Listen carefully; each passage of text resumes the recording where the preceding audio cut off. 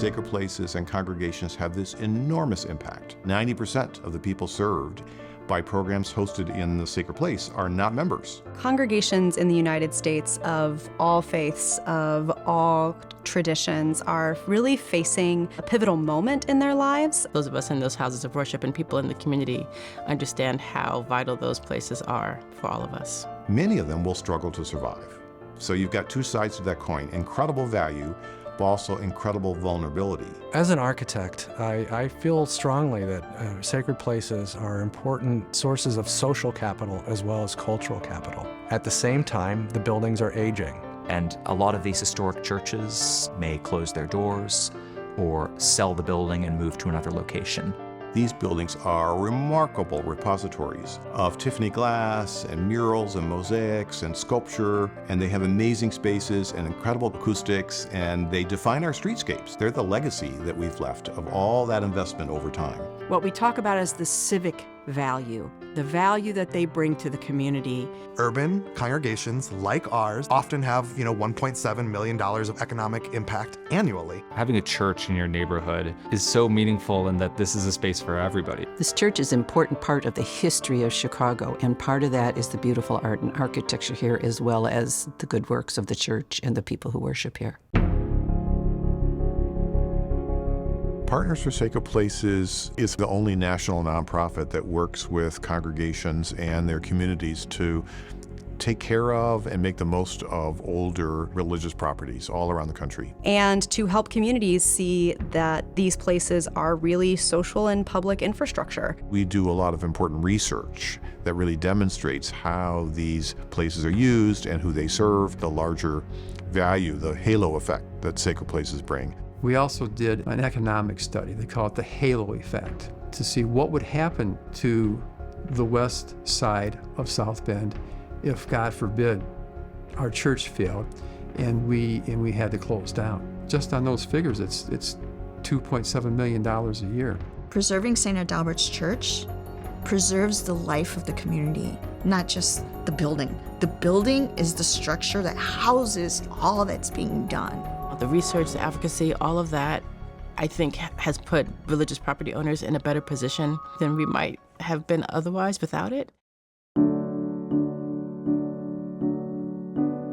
We now have grant support for our National Fund for Sacred Places that serves a broad array of denominational traditions and makes major grants. We were recently awarded a grant from the National Fund. Getting that award gives our church and gives our capital campaign instant credibility.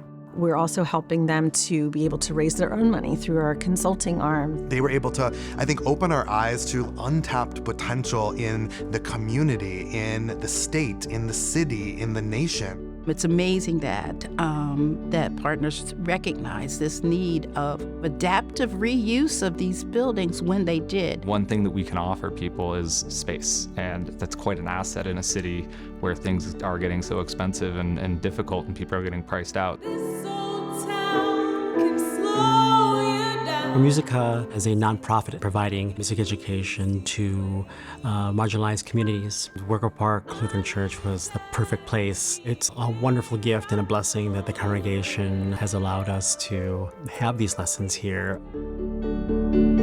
With help and insight from Partners for Sacred Places that have helped us not only kind of maintain the building, but to really envision what Calvary might look like as a fully integrated community space. As a person running a nonprofit serving youth, the ability to have an affordable space where we can offer lots of different arts and other leadership activities is really invaluable in this neighborhood. We do a lot of programming here in this building, so I appreciate Calvary for all the gems that it has to offer. We all, in our different ways, bring this area and this community together. Our audiences are right from this community, and they love the idea that they can walk to a theater that they feel gives them a quality theater experience, and it's in their backyard. The main plan that we're working on is turning this into a cultural space, in addition to a prayer space. Partners came in with a process, and they really helped us envision what that future should look like. What I found as a priest and as a bishop now overseeing 47 congregations in central and southern Indiana is that I have another partner in Partners, literally, to help us do the work that we're called to do. I think that what Partners is doing is so vitally important to the preservation of our national heritage.